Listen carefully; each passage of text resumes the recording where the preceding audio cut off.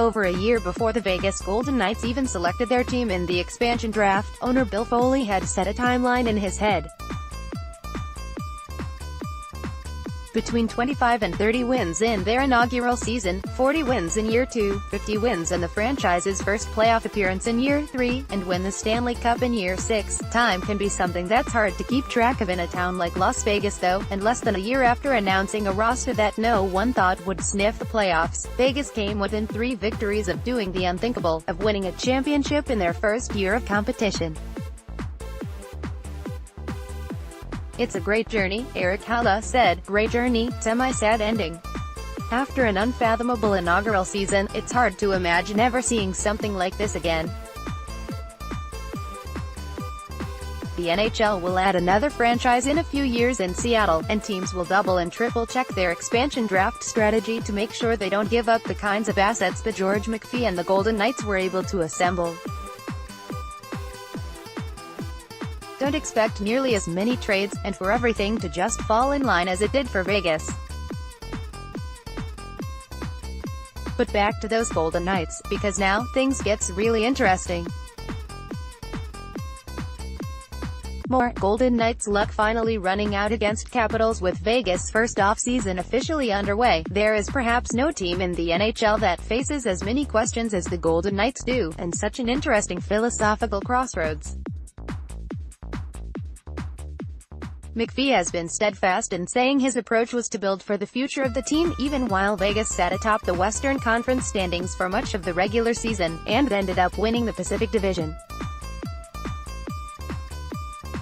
That also didn't stop McPhee from trading first, second, and third-round picks for Red Wings forward Tomas Tatar prior to the 2018 deadline, and also reportedly more than dipping his toes in the water on Senators defenseman Erik Karlsson.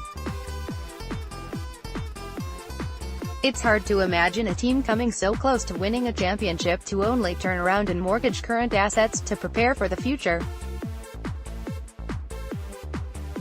Vegas may have come in a bit faster than the 6-year timeline laid out by Foley, but depending on how much stock they put into this performance, they could gear up for another deep playoff run, or avoid playing the big pot and fold their hand. First and foremost, McPhee and co. will have a number of decisions to make on current players scheduled for free agency. James Neal and David Perron would both be unrestricted free agents come July 1st. While it's hard to envision Vegas re-signing the latter, especially after he was a scratch in Game 4, the former was also a player many expected to be traded at some point in season. Neal, who scored 25 goals for Vegas this season, will be 31 years old when the 2018-19 season begins. He's coming off a 6-year, $30 million contract that he consistently produced over the life of.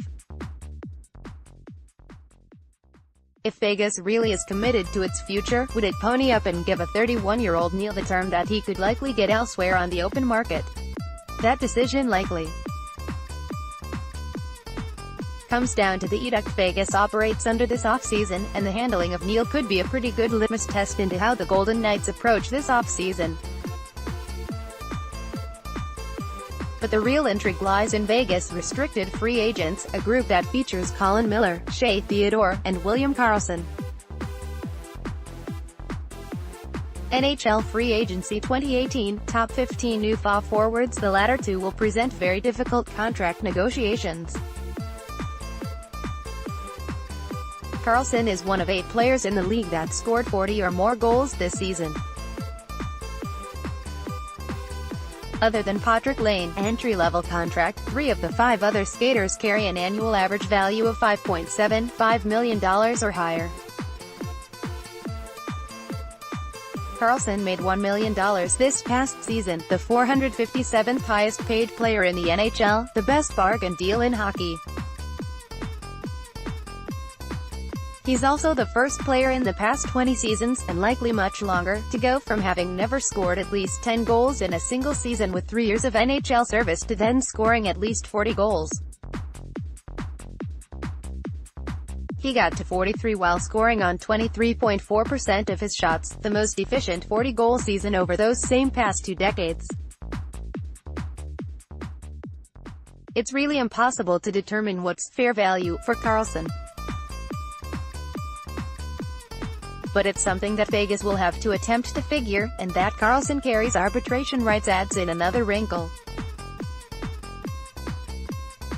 Or would this be the summer that a rival general manager finally makes use of an offer sheet? Even if William Karlsson never hits the 40-goal mark again, to fall in the 20-25 range is still a very productive piece, the type you don't just let walk. A few teams having handed those players over to Vegas will confirm that. Staying on the topic of Karlsson, it also remains possible that McPhee tries to re-engage Senators general manager Pierre Dorion in trade discussions centered around Erik Karlsson. Vegas has the cap space to add the all-star defenseman and take on the contract of forward Bobby Ryan. The Golden Knights own a bounty of draft picks and have a few high-end prospects that could be packaged to form an attractive offer for Ottawa. There will be plenty of teams that ring Dorion, but Vegas' previous reported interest in the pieces it has to offer give them an opportunity to put themselves firmly in that race. But again, that largely hinges on the direction McPhee takes. Erik Karlsson has a year remaining on his contract, and then is set for a massive payday. But moreover, without a guarantee from Karlsson that he'll re-up in the summer of 2019, it's a major hedge to acquire Karlsson and risk losing him 12 months later for nothing. Especially for a team that defied expectations this season, but will certainly have a ton of questions entering year 2. But if Vegas really does have faith in its current hand, calling Ottawa back makes a good deal of sense. Over the next 3 years, the Golden Knights own 2 first-round picks and 6 second-round picks. They also would give the Senators an out-of-conference trade partner. Golden Standard: how the Knights bet on themselves to become the most successful expansion franchise in North American sports history. Should Vegas go the true expansion route, though, all of those assets quickly become very valuable. Prospects Cody Glass and Nick Suzuki are coming off fantastic junior seasons, and could compete for NHL roster spots as soon as next season. Suzuki finished his season in All-Chicago, and it seems unlikely Glass would return for an overage year in the WHL after recording 102 points in 64 games. The Golden Knights don't own their 2018 first-round pick Tatar trade, and won't pick until 60th overall, a long wait to get up to the podium, unless McPhee trades back into the first or second rounds. In probably 99 out of 100 instances, a team coming so close to winning a championship would almost certainly make moves with a mind to filling a few holes, adding depth, and putting itself in the best position to get right back to the top the following season. But the Vegas Golden Knights really are a 1 in 100, or 1 in a million situation. It's why McPhee will find himself in a very interesting position when the Golden Knights front office sits down and maps out the next few months.